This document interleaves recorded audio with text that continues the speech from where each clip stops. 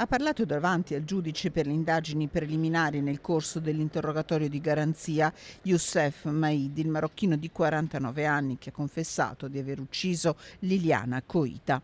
Omicidio volontario con l'aggravante della relazione sentimentale. Con questa accusa il 49enne è stato raggiunto da una misura cautelare in carcere per il pericolo della reiterazione del reato e resta quindi rinchiuso a 2 palazzi di Padova. Litigavamo da settimane, ha raccontato il giudice assistito dall'avvocato Corrado Perseghin. Non volevo uccidere Liliana, nell'impeto ho usato il cuscino ma non mi rendevo conto di quello che facevo.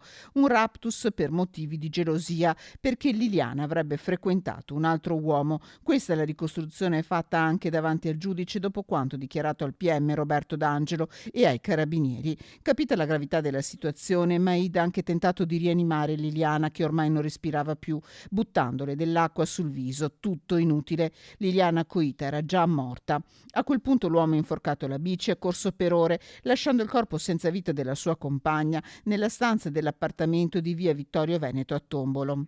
Solo il giorno dopo, giovedì, intorno alle 14, si è presentato ai carabinieri e ha confessato. Liliana Coita lascia una figlia e una nipote, 56 anni, di origine romena. Da un anno viveva in quell'appartamento nel centro di Tombolo con il compagno e altre 2 persone. Accertamenti sono in corso anche sugli inquilini per capire se i contratti d'affitto fossero tutti regolari.